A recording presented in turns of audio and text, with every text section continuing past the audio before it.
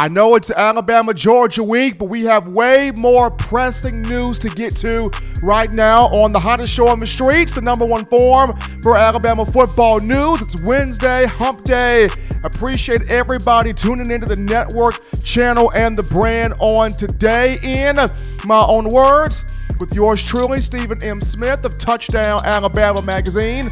The show is brought to you by WeOwnTheFourthQuarter.com. That is WeOwnTheFourthQuarter.com. If you have not purchased your four-finger bling necklace yet, showing that support of the fourth quarter, as we all know Alabama dominates the fourth quarter, go get your four-finger bling necklace right now, courtesy of WeOwnTheFourthQuarter.com. But appreciate everybody for tuning in today on the number one ticket for Crimson Tide football news. We got a lot to get to, a lot to discuss. Some big news is broken out within the Alabama program. Coach Saban had his presser had his presser on the day, so a lot to get to, and definitely want to hear from you as we bring you the show from Tuscaloosa, streaming this to you via YouTube. Speaking of the channel, go ahead right now, drop a thumbs up, give a like on the show, hit that subscribe button. Be sure to turn all of those notifications on so that way you can have the best in news, notes, alerts, coverage,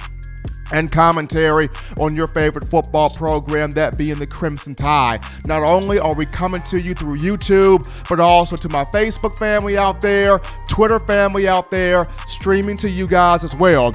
So we're hitting you with the YouTube, the Facebook, and the Twitter. So no excuse for you not to be informed on your Alabama football program via the hottest show on the streets right here in my own words. It's a joy to be joined here by the man, the myth, the legend, the maestro in the production studio, my man, Mr. John Ivory. And we want to hear from you today.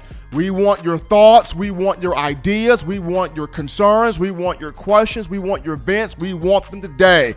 205-448-1358. But I'm going to call in to let your voice be heard on the show. 205-448-1358. And one more time, 205-448-1358. Definitely want to hear from you. But right now, we're going to jump right into the conversation as big news came out of the University of Alabama on today, as Alabama head football coach Nick Saban and athletic director Greg Byrne both contracted the coronavirus, COVID-19, both received positive tests on today. And Coach Saban mentioned in his presser that a positive result from his test was revealed, and the PCR testing, that is the PCR testing, which is done by Alabama's medical staff, the medical team, they aggressively test the players, they aggressively test the coaches daily. That's that daily testing that Coach Saban has talked about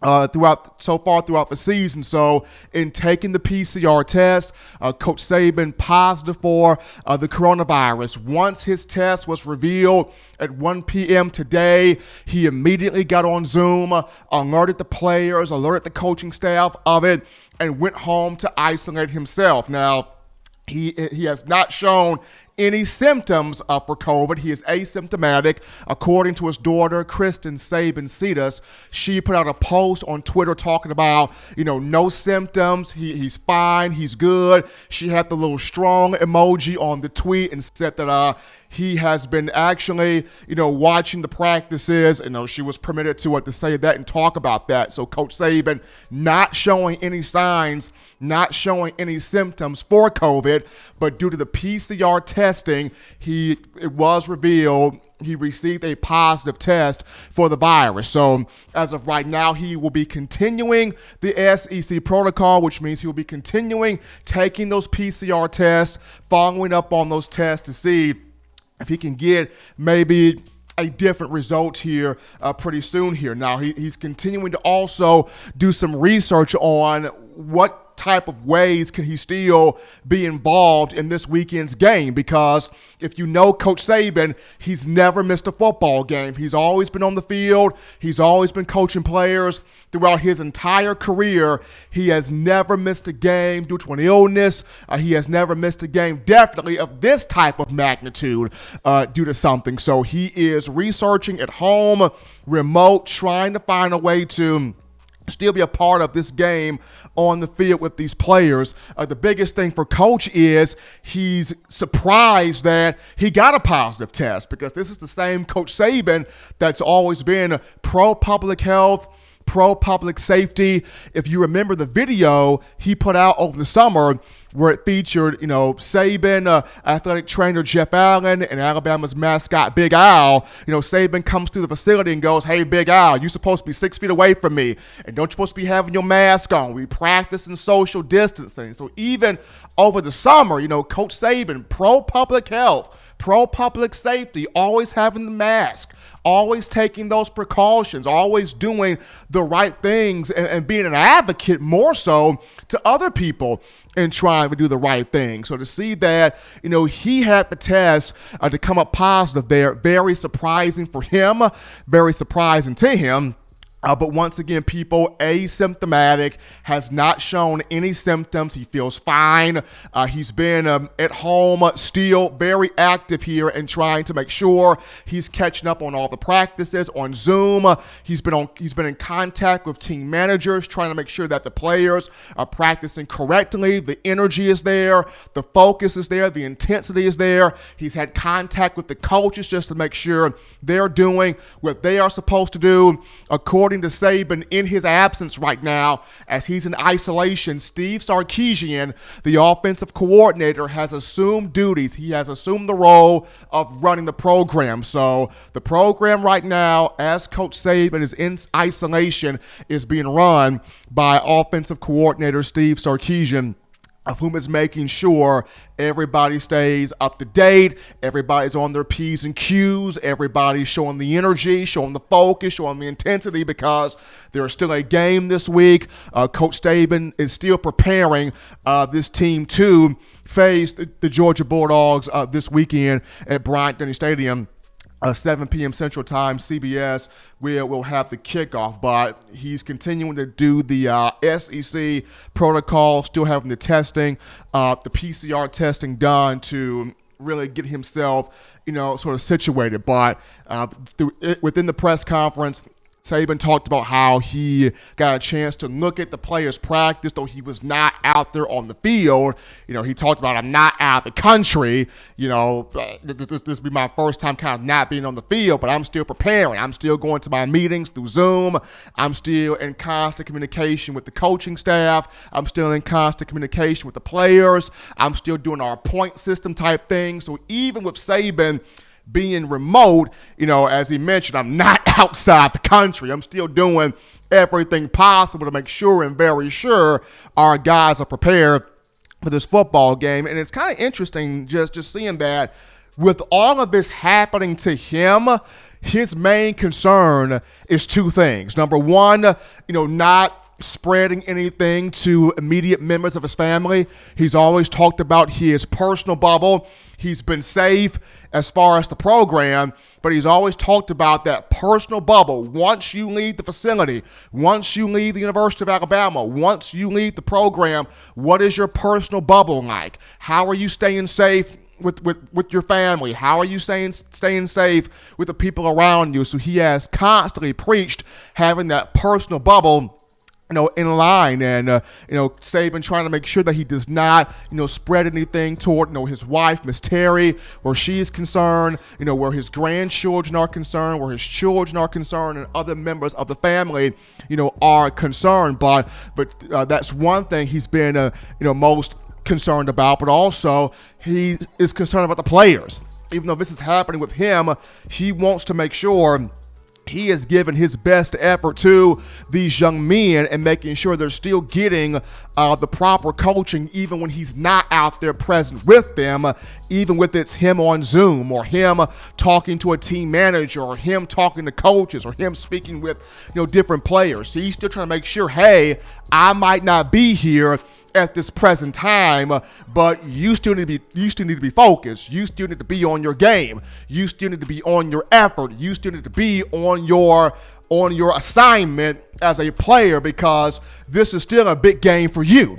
This is still a moment where you can create value for yourself, as he likes to say, especially for those that have an NFL draft stock. This is still an opportunity for you to create value for yourself, even for the young players that are trying to grow, trying to get better, trying to increase their knowledge, trying to increase their confidence in the way that they play on the field. So even with, Saban getting this positive test, he is not letting that, kind of sort of affect him from doing his job and making sure the players are prepared. Now, at the heart of Coach Saban, he still wants to be involved on game day. And this just shows the competitor that he is. And it just shows that, Saban is not just, about winning, though that is a part of being a coach, but he's more concerned about, I want to be there for my players. I want to be there for my boys. I want to be here for the young men that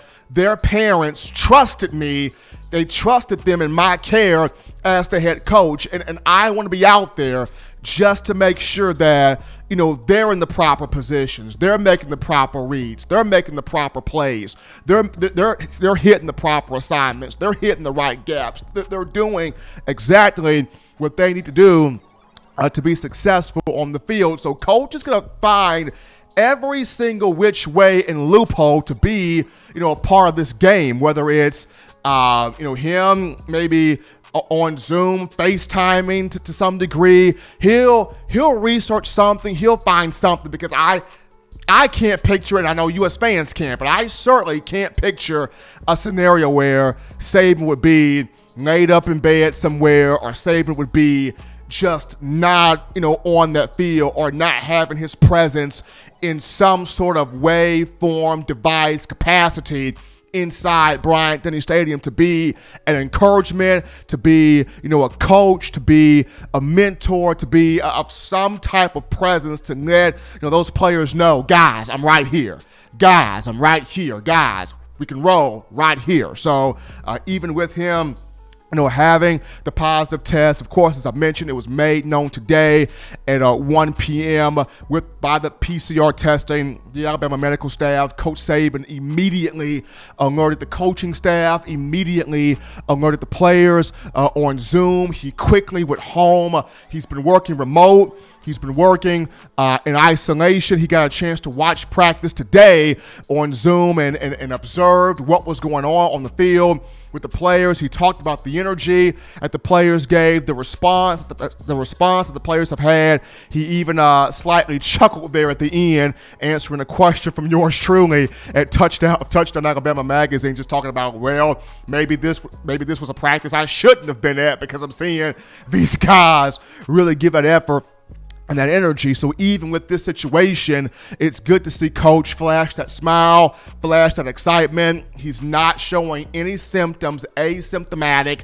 This is just kind of a shock, a surprise to him, but he is researching. He is doing everything possible to figure out a way where he can still be a presence on that field, where he can still be a presence on that team this weekend, because he is still pushing and putting together a game plan for Alabama to take that field against Georgia this weekend, as the game's still in motion here for 7 p.m. Central Time. But that's just the news. They're coming from Coach Saban, the news coming from the University of Alabama in regards to Saban and Athletic Director Greg Byrne testing positive for COVID-19. Our prayers from Touchdown Alabama Magazine are out to both men and their families, most definitely. But we take our first break here on the show. Don't touch that dial, just getting started. When we return from the break, we get into your phone calls, your thoughts, your tweets, your chats, your ideas,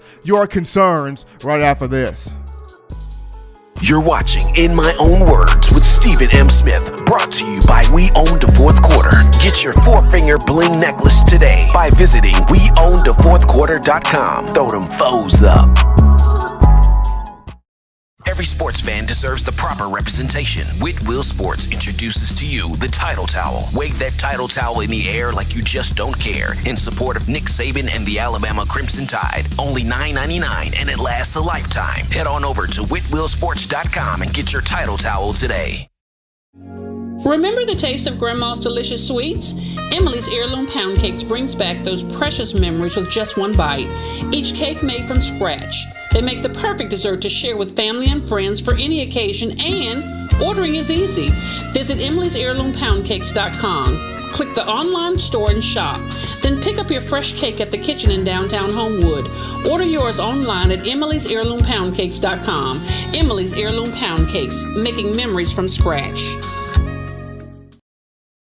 We are back into the action here, folks, on a Wednesday, hump day, hottest show on the streets, number one ticket for Alabama football news in my own words, with yours truly, Stephen Smith of Touchdown Alabama Magazine. Really excited to have each and every last one of you joining us here on the show on today. As always, give a thumbs up on the show, drop a like on the show, and hit that subscribe button. Turn all of those notifications on so that way you can have the best in news, notes, alerts, and coverage here on your Crimson Tide. Before we go to the call line, as this call segment is brought to you by the Blue Ridge Gang. This call segment brought to you by the Blue Ridge Gang family. Before we go to the phone lines right now, got a few super chats to shout out here.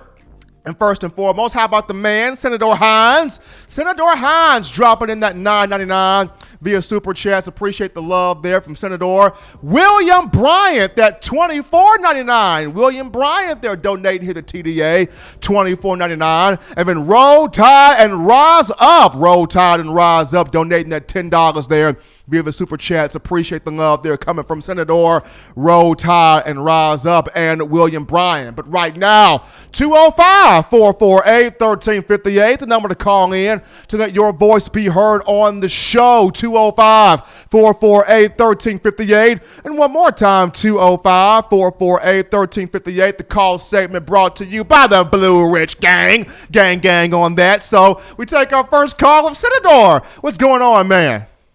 Man, hold up. Did you just create a Blue Ridge Gang emblem? That is lit. Blue Ridge Gang, stand up. Man, that is nice right there. I'm looking at the screen while I'm talking on the phone, man. This is crazy. Look at the Blue Ridge Gang, man. I see y'all out there in the chat, man. Shout out. Well, yeah, man. Got some crazy news today with Saban testing positive. And I literally was about to say what Metallica Alabama just said in the chat. I feel like this is – I'm not saying Saban doesn't have COVID. Of course, I wouldn't play around or discredit that.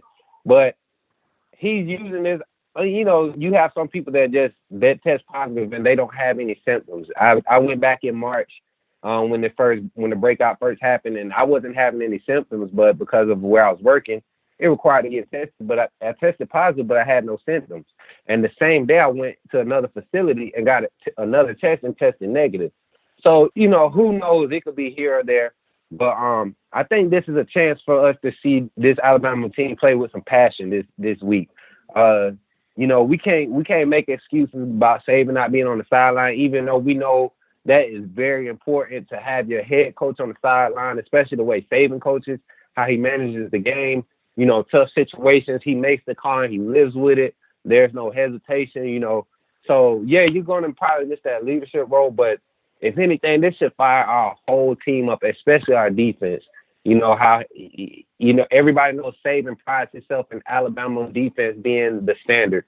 And for the past couple of weeks, we haven't been the standard. And I think they're going to try to live up to that this week. And I really think they shouldn't put so much into it as far as mentally, but just go out there and play a perfect game. Play a game where you're executing on every play. You're wrapping up. You're sprinting to the ball. You're playing with that fire that Alabama defense plays with. But, man, Steven, I appreciate you taking my call again, man. I appreciate the Blue Ridge Gang shout out. I'm looking at this info, man. I'm like, man, Steven, showing out, man. Senator, gotta do it for the Blue Ridge Gang. You guys are a family, and we just appreciate the love that you guys show here at TDA. I mean, I have the greatest job in the world, being able to provide Alabama football for you guys, but without you guys, there's no reason for me to be on this platform. So thank you guys. Love the Blue Wrench Gang family. Senator, you stay safe, man. Be good. You too, man. I appreciate you. Roll Tide and let's get them, baby. Absolutely. We go to another call here on a Wednesday. You are live on In My Own Words. What's going on? Just taking my dog out for a walk, listening to one of my new favorite shows. Man, I appreciate that, man. I appreciate it. What's on your mind right now? Man, I don't know why do you think this COVID thing has been taken out of proportion? I mean, Saban is, 69 years old? He doesn't have any symptoms. And the CDC even said back in August, they said, you don't even need to test for COVID if you don't have any symptoms. They had went back on originally thinking that, if you were asymptomatic, you're still a threat. But then, August 24th, they came out and said you don't need to test if you don't have any symptoms. So why is the NCAA is going even further than the CDC on this? Why don't they just, hey, like the old school days, if you're sick, don't go to class. If you got a fever, don't go to class. Now it's like everybody, just your breath is a weapon now. So everybody's walking around guilty before they're potential COVID terrorists. Everybody. So, and nobody's died in college football. Everybody that's tested positive, I'm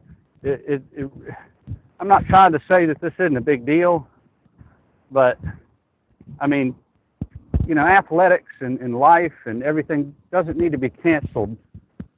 We don't need to just quit life and and stop athletics because of something that 70-year-olds aren't even having symptoms for.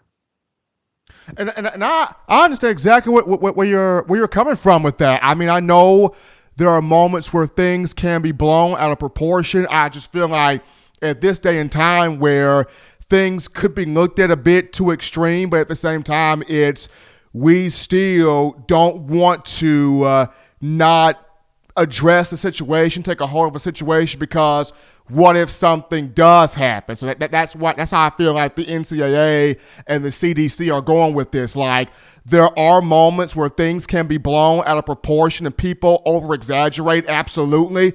But at the same time, it's like, okay, what if we feel that way, but something actually does happen and we're the ones with the egg on our face because we didn't take it seriously enough? So I completely get where you're coming from with that statement. I'm just saying, with the CDC and the NCAA, they're looking at this as, okay, maybe it is out of proportion, but at the same time, we're not going to be the ones with the case on our hands. But, my man, I appreciate the call. What about Butch Jones? Butch Jones is still with the program. He's still here.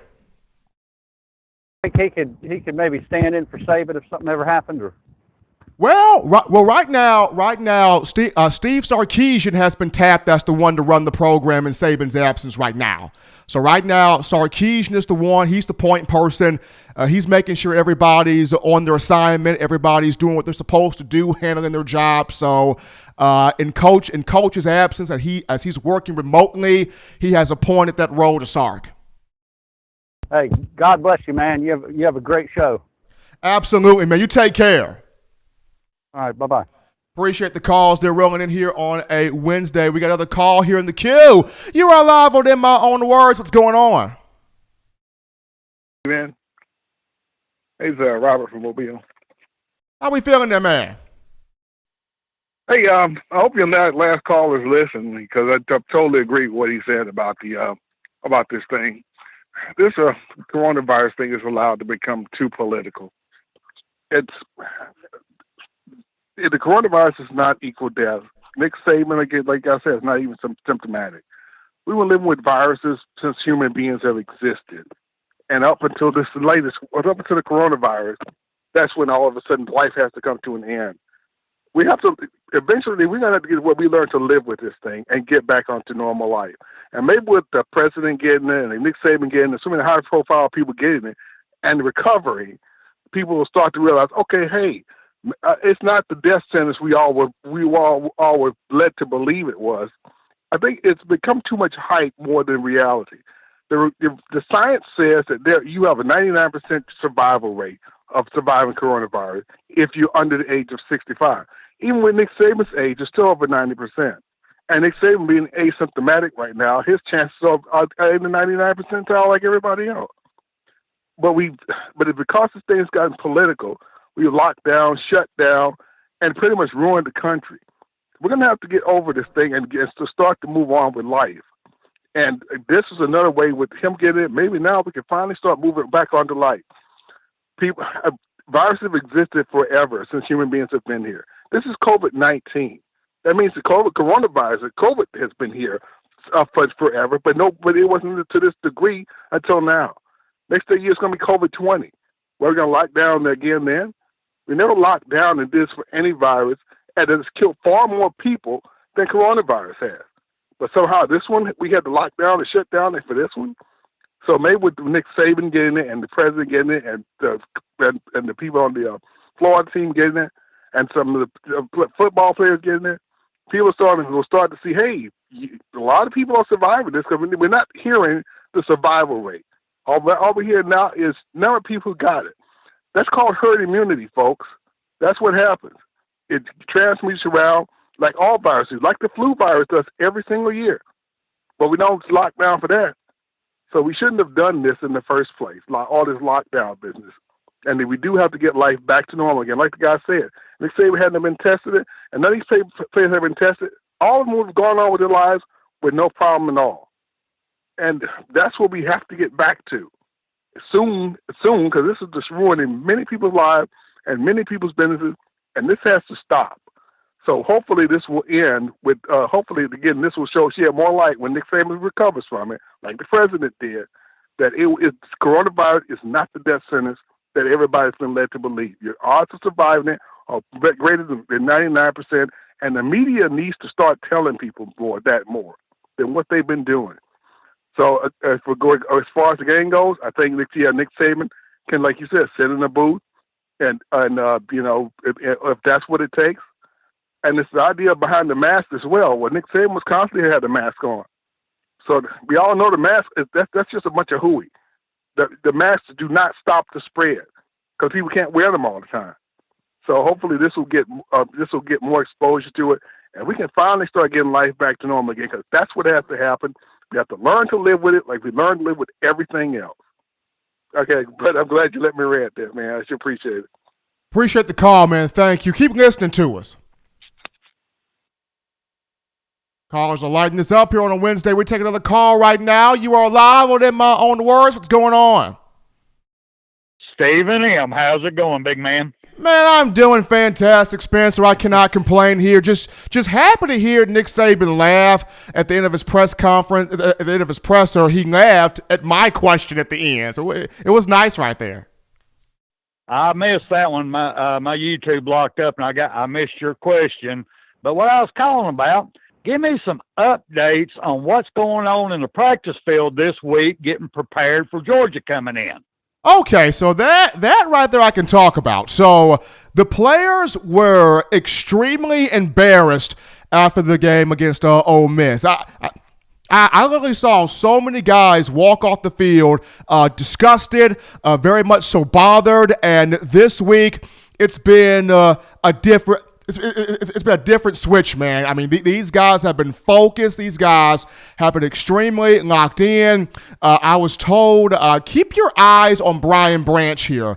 Brian Branch might be one of our most athletic safeties Alabama has had here in quite some time. Keep your eyes on him. He may get an opportunity to play even more against Georgia. There's an opportunity where we could see more of DeMarco Hellams in that safety position outside. Well, rather than Daniel Wright at safety, we could see more of DeMarco Hellams at safety. We could see more of Brian Branch out there.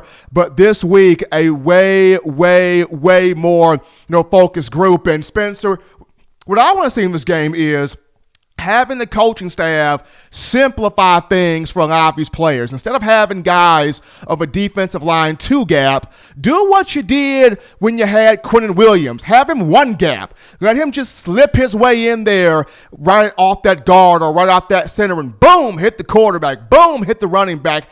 Simplify it to where these defensive linemen, they don't have the 2 gap. Let them 1 gap, use the quickness, get in there, and just create some type of havoc.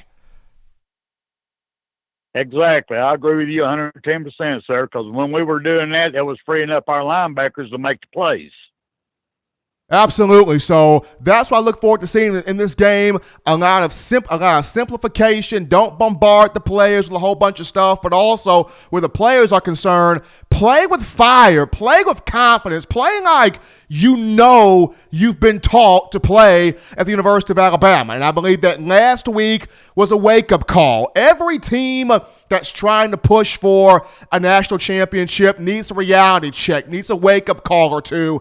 And I felt like last week against Ole Miss, Alabama got that wake-up call of, whoa, I mean, yeah, Lane Kiffin good, but we looked terrible out here. This ain't us. And I'm pretty sure a lot of those players saw the former players made their statements on social media about how, guys, y'all can't be letting the ball drop, man. We had a legacy here. Y'all letting the legacy fall. So those players on this team, they saw what happened last week. They've been more lasered on this week. I'm looking forward to seeing what this team, what the group does this week here against a Georgia team that stylistically matches up better than what Ole Miss did. Outstanding, sir. Well, thank you so much again for the update, because I've been dying to hear what's going on in practice, and I appreciate you. I'm going to get off here so other people can call in. Thank you again for everything you do, sir. Appreciate the love that coming from our own Spencer Revley. They're calling in. We take another call here on the show. You are live on In My Own Words. What's going on? What's up, Steven? How you doing? This is Sean from Huntsville. What's going on, big dog? Nothing much, man. I didn't want too much, man. I just wanted to call and give a kind word to all the Bama fans. Know it looked bleak after the last game, but I promise you guys, we coming back strong Saturday, brother. We coming back a lot stronger. These guys were embarrassed, like you said. They've heard all the talking heads. They've heard all the analysts, all the college football lives, Fox Sports, all these people talking about how bad the defensive is. It's okay. It's okay. And it's feeding right into the Georgia people's hands. Man, if you didn't know no better, I know we're picked the, cover, I think by 5, 6, whatever the line is. I think it's 6.5 now. Man, if you didn't know no better, the way the vibe is across the world, you'd think we were the underdogs. But it's okay. To all the Bama fans, baby, hold your head, because that's just how we like it. We love when the whole world against us.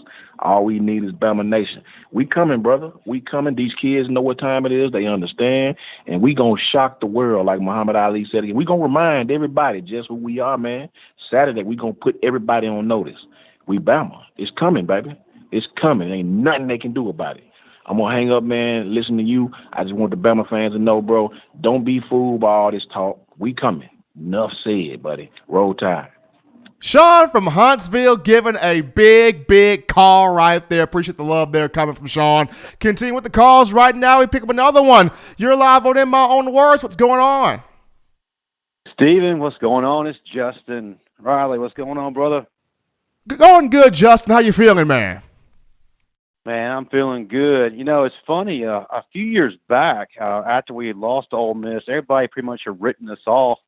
And then we roll into Georgia, we roll into Athens, and we proceed to just dominate that game. Derrick Henry took over.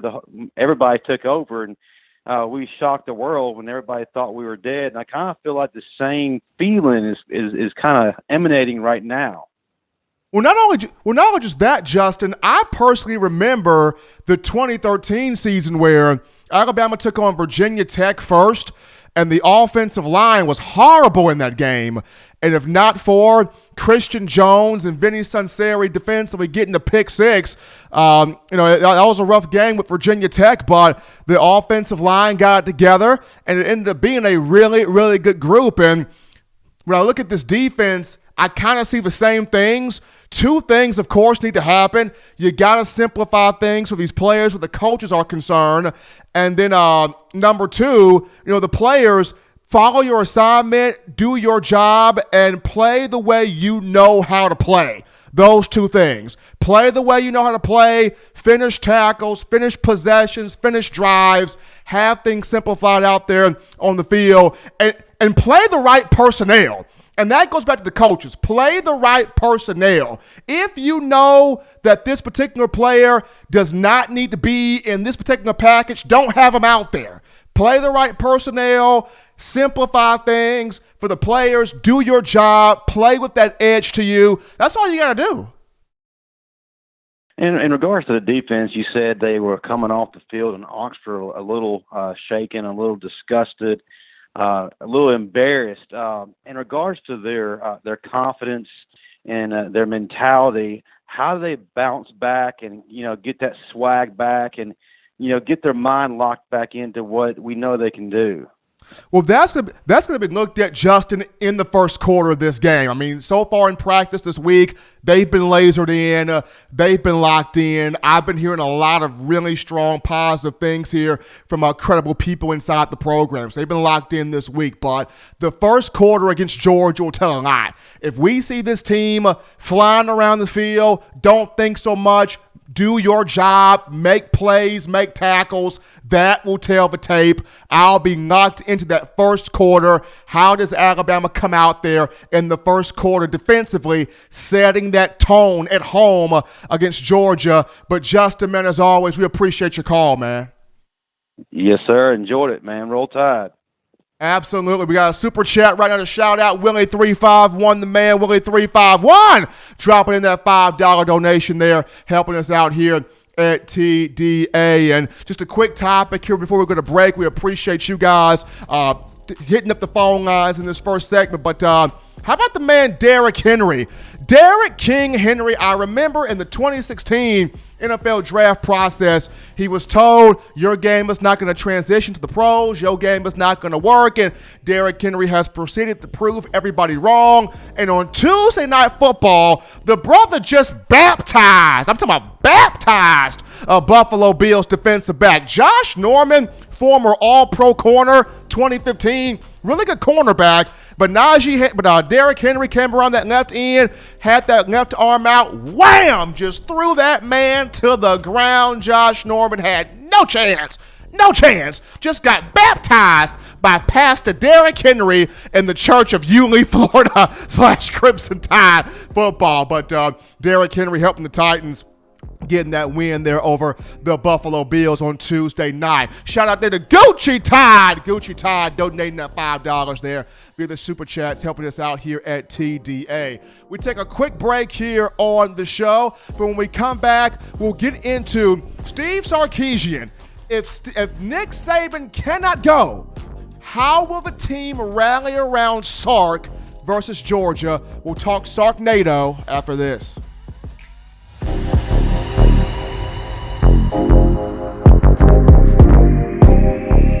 Thank you for tuning in. Show your support right now by clicking that like button. If you haven't subscribed, hit the subscribe button now and enable all notifications to make sure you don't ever miss any of the best Alabama football news, notes, and information right here on Touchdown Alabama. If you want delicious home-style cooking, sushi, and hibachi, check out Otoro Hibachi in the University Mall in Tuscaloosa, Alabama. At home and you can't get away from the TV because the Crimson Tide is about to score? Don't worry. Delivery is also available through Waitr and Crimson2go. That's Otoro Hibachi in the University Mall in Tuscaloosa, Alabama. And make sure you let them know the good folks at Touchdown Alabama sent you. You know what we do at the start of the fourth quarter. We throw them foes up. But now you don't have to wait until the fourth quarter. Get your 4-finger bling necklace at weownthefourthquarter.com. It's the first and only logo that captures the essence of all Crimson Tide players and fans as we represent the legendary Alabama football fourth quarter dominance. Get your 4-finger bling necklace right now at weownthefourthquarter.com. Get yours today and stun on them haters.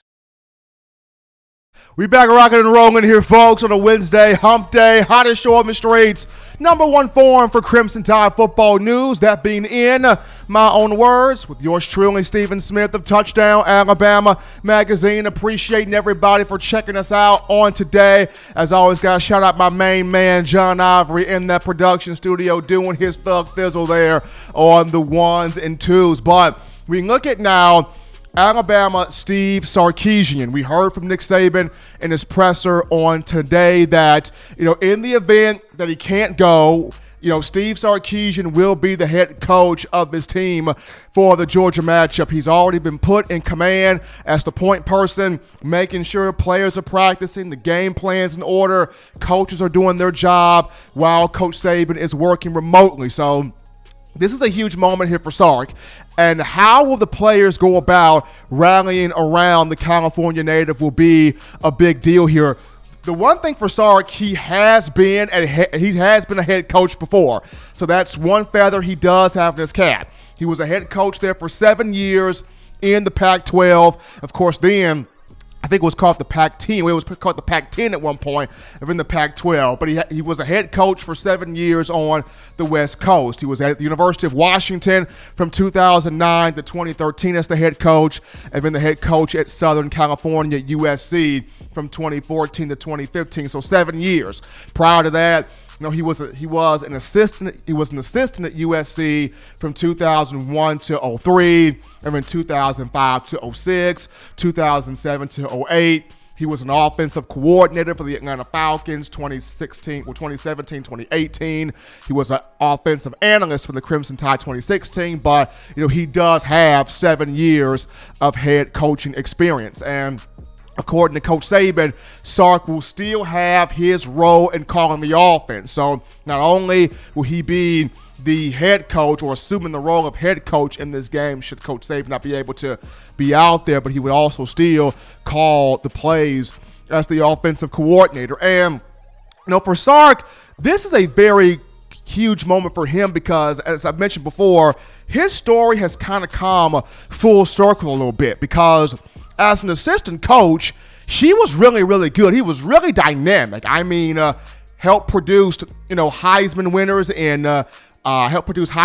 in Carson Palmer and Matt Leinart, and also Reggie Bush, despite Reggie Bush's Heisman being vacated in 2005. He was a huge, offensive mind, at SC, and was able to help out the Raiders in the NFL in 2004. So he did a lot of big things there, but he jumped from being an offensive assistant to being a head coach a little too early in his career without taking that offensive coordinator spot a little bit more first and foremost. So, when Sark became a head coach in 2009, he made that big jump and was not quite ready for it. And at that moment, it kind of sort of overwhelmed him, and then he dove into having some personal issues there, and those led to him not being as fruitful as a head coach as he wanted to be. He goes to Alabama, has a year as the offensive analyst as Coach Saban extends his hand out to him in 2016.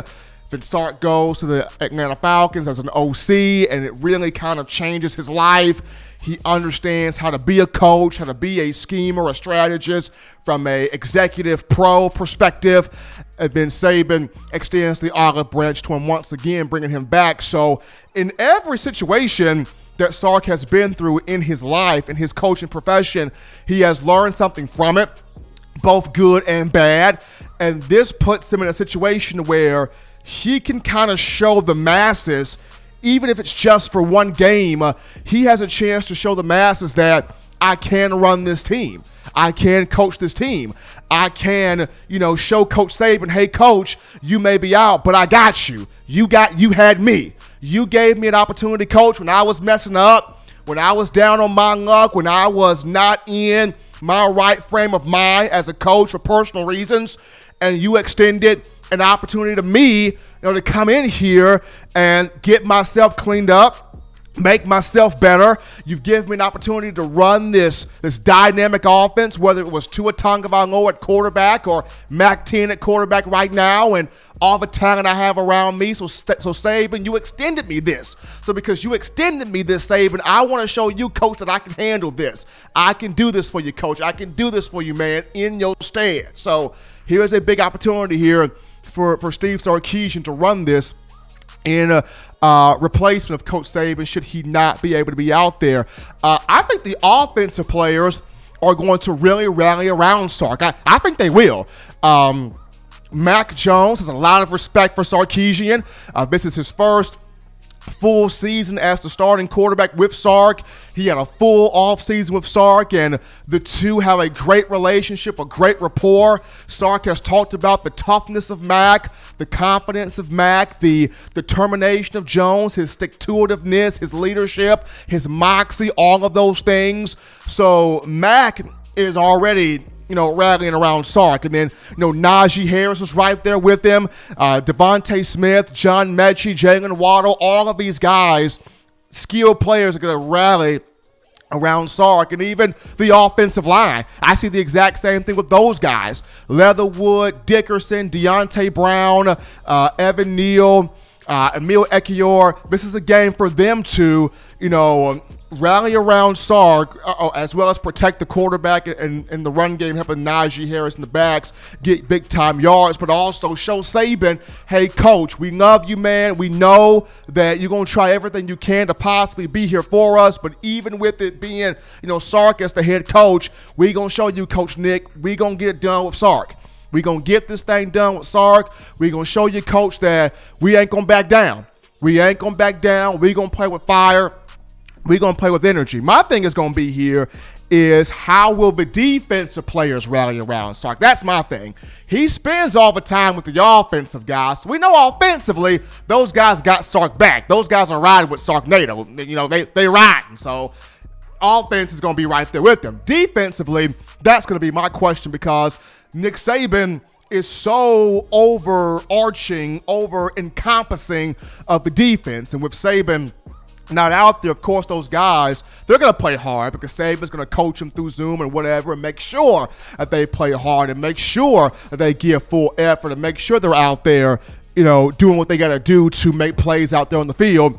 But with Sark as the point person, I would like to see, how will the defensive leaders, how will Dylan Moses, how will LeBron Ray, how will DJ Dale, how will Christian Barmore, how will Patrick Surtain II, how will Josh Jobe, how will these guys, rally around Sark and be like, Coach, we got you. We are not going to let you fall here in this game, going up against Georgia and Kirby Smart. I mean, Sark's got experience, and like I said, this is a huge opportunity for him, not only to prove to Coach Saban that he can do this, but also to show the Alabama fan base all the more as to why he was worth the 3-year extension that he got.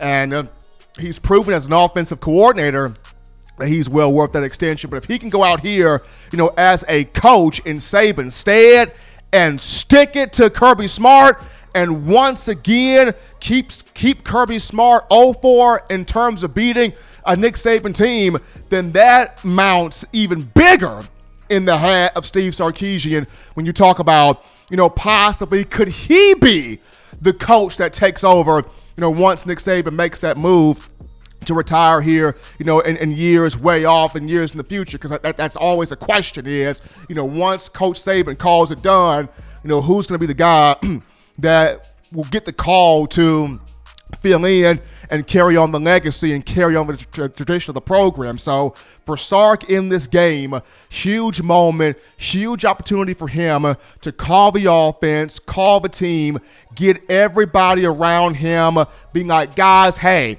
I may not be Coach Saban, I'm not Coach Saban, but I want you guys to trust me.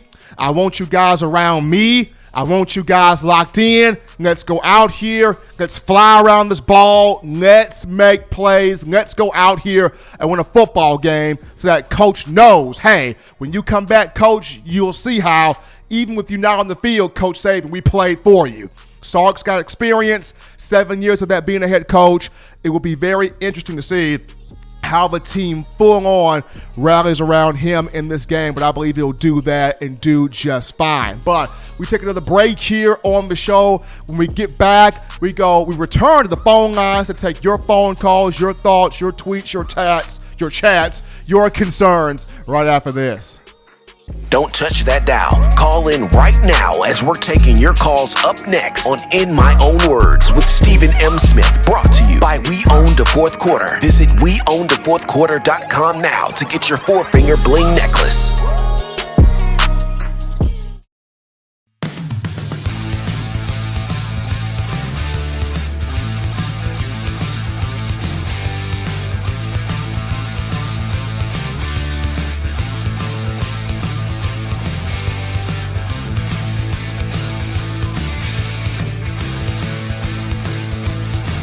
T-Town Menswear in the University Mall in Tuscaloosa. Touchdown Alabama Magazine is Alabama football's premier publication. A subscription to Touchdown Alabama Magazine is the perfect gift for any Alabama fan. For exclusive news and information, recruiting updates, a free annual print magazine, and more, go to touchdownalabama.com and click join. Only $7.95 per month, or pay $74.95 for a full year subscription. That's a yearly saving of $20. Go to touchdownalabama.com today and roll Tide.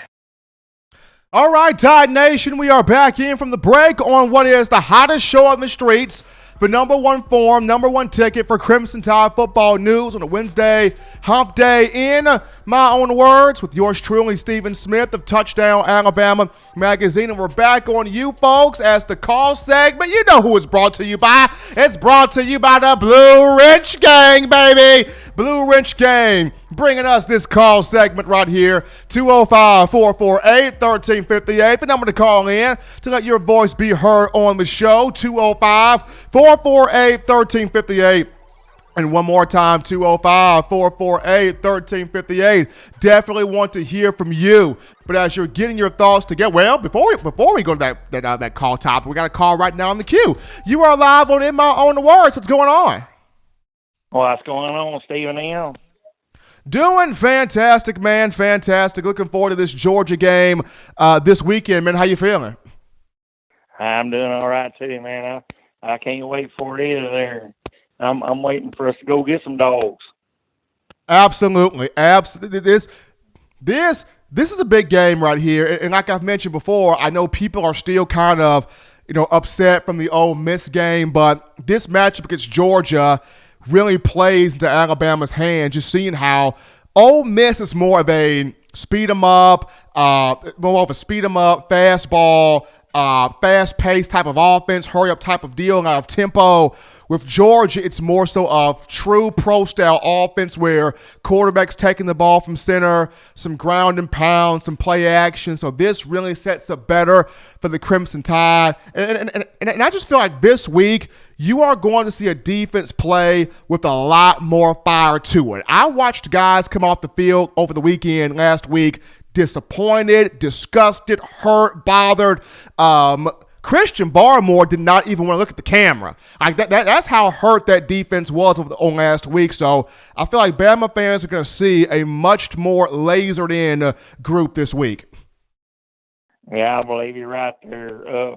Stephen, who was the guy that was caught for targeting? You remember his name? That would be Jordan Battle. That would be Jordan Battle, the sophomore at strong safety. He will miss the first half of the game.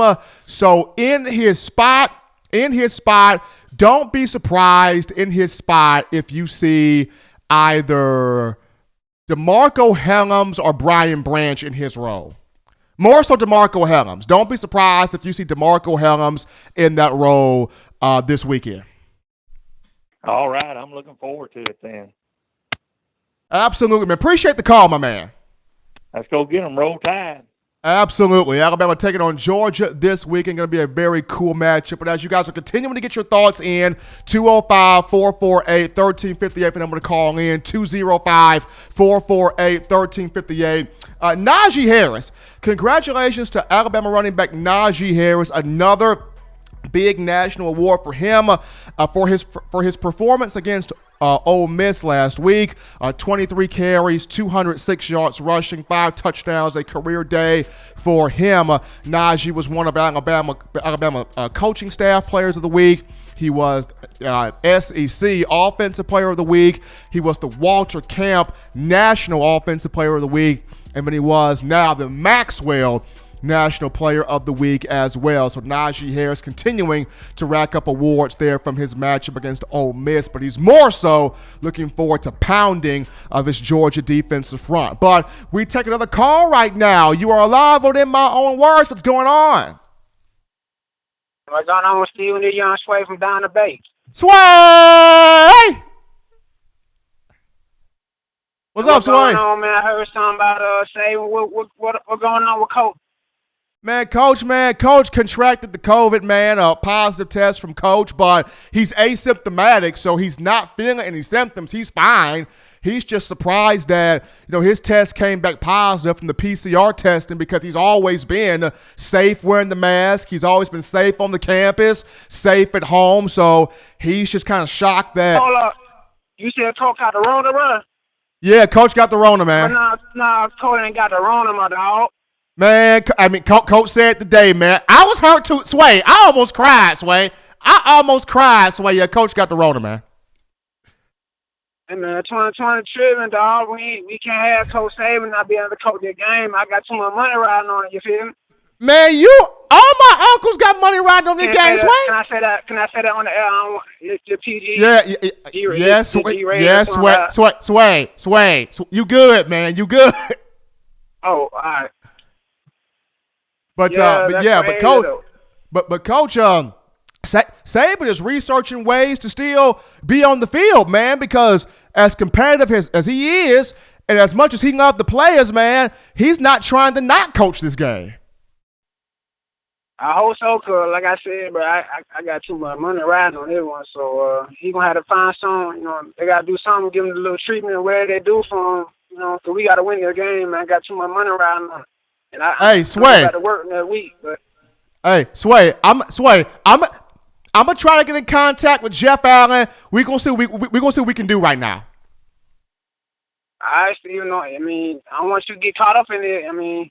Just leave it out of it. I don't want you to get caught into it, because like I said, I got too much money riding on, so I don't really want to come to T-Town and come see you about it. But just make sure Coach at the game, and then we gonna be all right. I got you, Sway. I got you. I got you. All right, that's all I want to know. Y'all be good out there. All right, man. Roll Tide, everybody. Roll Tide this way, man. Roll Tide this way, man. We got another call here in the queue. You live on In My Own Words. What's going on? Hey, Steve. I'm Derrick from Marion. How you doing? Doing good. How you feeling?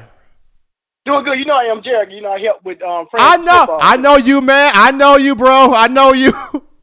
Yeah, man. I just ain't hold you up long, buddy. I'm just going to say that defense got to step up. That's all I'm saying. And, what I'm saying, with the front line and everything, because I know Coach Kirby Smart, he's going to pound that rock. And then, in the secondary, because George Pickens, he's a good receiver. And was it P.R. Jackson, the receiver number 10? Yeah.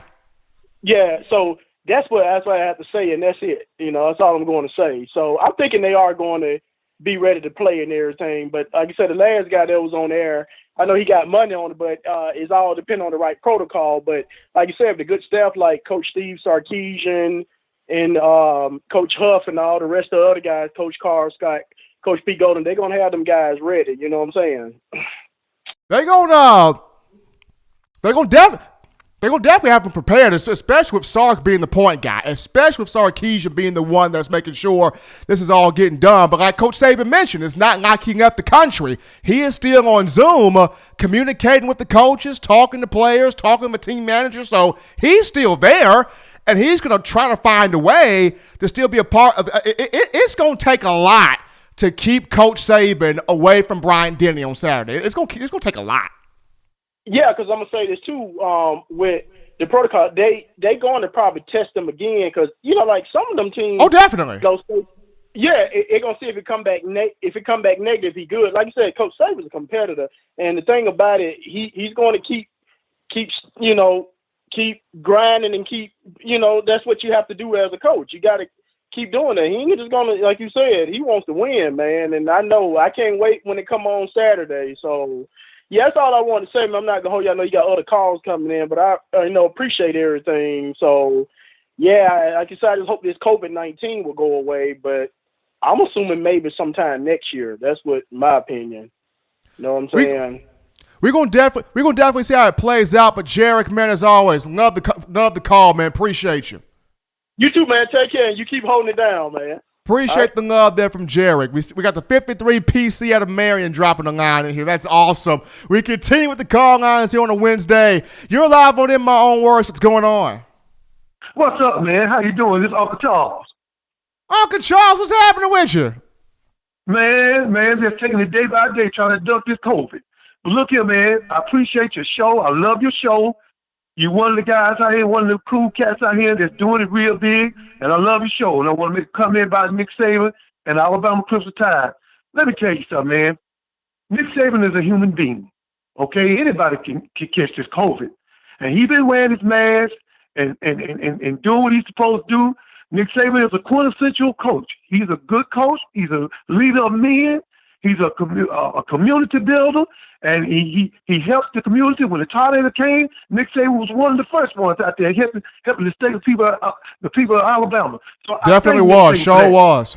Yeah, exactly. Now, when somebody asks me who's my favorite player on the team, I don't have no favorite player on the Alabama team. Nick Saban is who I like. He's a general. He's a leader. Let me tell you something. Go out there in front of that stadium, you'll see Nick Saban statue. That statue ain't got the COVID. Because it ain't real. But Nick Saban, dude, he's a human being.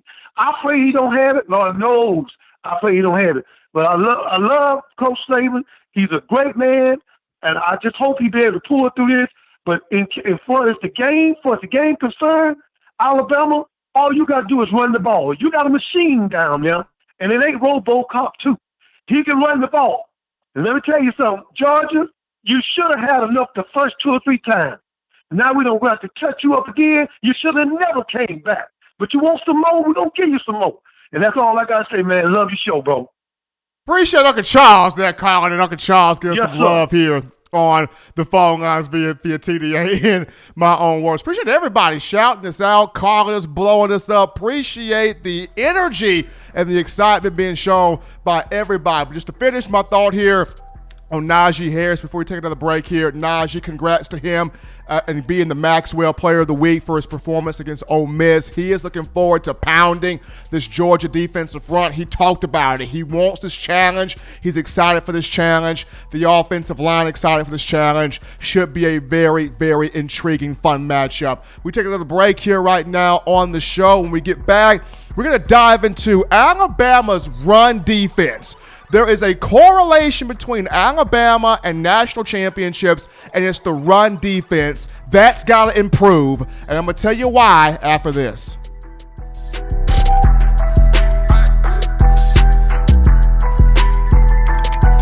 Thank you for tuning in. Show your support right now by clicking that like button. If you haven't subscribed, hit the subscribe button now and enable all notifications to make sure you don't ever miss any of the best Alabama football news, notes, and information right here on Touchdown Alabama. If you're an avid Alabama Crimson Tide fan and you love to flaunt it, then show your Alabama Crimson Tide support by grabbing the All-Bama sneakers. They feature bold Crimson Tide graphics, so no one will be able to question where your allegiance lies. When you add these sweet sneakers to your Alabama Crimson Tide collection, go to stsfootwear.com and use the code TDAlabama for $15 off your purchase. That's code TDAlabama for $15 off your purchase. Go to stsfootwear.com and get your All-Bama sneakers today. Touchdown Alabama Magazine is Alabama football's premier publication. A subscription to Touchdown Alabama Magazine is the perfect gift for any Alabama fan. For exclusive news and information, recruiting updates, a free annual print magazine, and more, go to touchdownalabama.com and click join. Only $7.95 per month, or pay $74.95 for a full year subscription. That's a yearly saving of $20. Go to touchdownalabama.com today and roll Tide. We are back into the action here, folks, on the hottest show on the streets, number one forum for Crimson Tide football news, in my own words, with yours truly, Stephen Smith of Touchdown Alabama Magazine. If you haven't done so, you better go get your four-finger bling necklace right now, courtesy of WeOwnTheFourthQuarter.com. That's WeOwnTheFourthQuarter.com, showing that support for Alabama football as it does own the fourth quarter. Get you that four-finger bling necklace from WeOwnTheFourthQuarter.com. Link will be found in the description. Also, check out TDAWear.com. Let us be your one-stop shop for all purchases. We got your t-shirts, your hoodies right here, whether it's the I Love Here in Touchdown Alabama shirt, the Let Them Play shirts, the We Want Football shirts, hoodies galore. Check us out right now, TDAWear.com, supporting Nick Saban, the Crimson Tide, the student athletes, and us here at Touchdown Alabama Magazine. That link will be found in the description as well. But we get into our final topic of conversation here. Alabama's run defense, this thing has got to improve this week. And as I mentioned in the previous segment, the difference between Ole Miss and Georgia stylistically is Ole Miss was more so go, run a bunch of plays, have tempo, get to the edge, not allowing your defense to switch the personnel or have different groupings on the field. That was Ole Miss. Versus Georgia, it's more so of a true pro-style offense. You have more personnel groupings on the field with tight ends. It's more so the quarterback taking the ball from under center. And I have a power running game, build off of that with play action. So that fits more into what Alabama likes to do in terms of combating that defensively. Now, of the things that need to be cleaned up from Alabama's matchup from Ole Miss, there's a few things here, but of the things, the one major thing is Alabama's run defense. There is a direct correlation between Alabama and national championships, and that direct correlation is the run defense. Typically, Nick Saban in this group takes pride in making opposition one-dimensional, not allowing you to be balanced, not allowing you to run the football, keeping you kind of off key or off kilter, so to speak there. And, in years past, you were not able to run on the Crimson Tide. And in the national championship seasons where Alabama was able to, keep opposing teams on average under or less than 100 yards rushing per game for a season, Alabama would end that campaign with a national championship more times than not. Only 2 times this has happened where it did not win a championship, but that was due to different circumstances. Now, as of right now, with this group on screen of Christian Barmore, DJ Dale, Brian Ray, Dylan Moses, and Christian Harris, Alabama giving up 151 yards rushing per game through 3 matchups. That's way too much. Giving up 151 yards per game rushing. That's not going to get it done. That's not going to cut it when you talk about Alabama football trying to win a national championship here. So when you look at this, when you look at this run defense under Nick Saban since 2008 here, 2008, Alabama gave up 74.1 yards rushing per game. 2009, it gave up 79.4 yards rushing. That was a BCS championship team. 2010, it gave up 110.2 yards rushing, no championship. 2011, it gave up 72.2 yards rushing per game. That was a BCS title team. 2012, it gave up 76.4 yards rushing per game. That was a championship team. 2013 and 2014, it gave up over 100 yards rushing per game. No championship in neither season. 2015, it gave up 75.7 yards rushing per game. That was a championship team. 2016, it gave up 69 yards rushing per game. 2017, it gave up 95 yards rushing per game. That was a college football playoff national championship team along with 2015. And then 2018 and 2019, Alabama giving up over 120 yards rushing per game. No championship in neither season. So you see what it is right here. More times than not, when Alabama's run defense, stingy, physical, forcing you to be one-dimensional, not allowing you to run on it, giving up less than 100 yards per game on average for a season, a national championship comes out of it. When it doesn't do that, it does not get a national championship. Now, The only reason why the 2008 team that gave up 74.1 yards rushing per game did not win a title was because it ran up on a talented, dominant Florida team in the 2008 SEC championship game, coached by Urban Meyer. Quarterback was Tim Tebow. And me personally, I felt like Alabama had more talent than Florida on that team. It's just that the belief wasn't there. The belief that we could really beat Florida, the belief to beat Florida was not there at that time. And on top of that, this was a Florida team that lost to Ole Miss in 2008 with a quarterback named Jevon Sneed, and ain't no way in the world Florida should have lost that game. But 2008 Alabama, great run defense. It was just the belief to beat Florida was not there. When you look at 2016, where it gave up 69 yards rushing per game, did not win a national championship, and this was the best defense of the Nick Saban era and arguably the best group in Alabama football history, especially when you look at the production this group had. 54 sacks, most of the Saban era. 118 tackles for loss, most in the Saban era. 16 interceptions, 8 fumble recoveries, 11 defensive touchdowns. I mean, that group had stats galore. When you look at the production that team had, when you look at the characters and the personalities that were on that team should have a national championship, should have had one, but unfortunately did not, due to, injuries to Eddie Jackson at safety, injuries to Sean Dion Hamilton at linebacker. And for a lot of U.S. Tide fans, you think if we would have had Eddie Pick Six Jackson, if we would have had Bojack out there, that would have been a national championship because of how important Jackson was. If we would have had Sean Dion out there, that would have been a title because Sean Dion's smart, savvy, intelligent, very, very instinctive, and a guy that was having a dominant season before he tore his knee in the SEC championship game versus the Florida Gators. So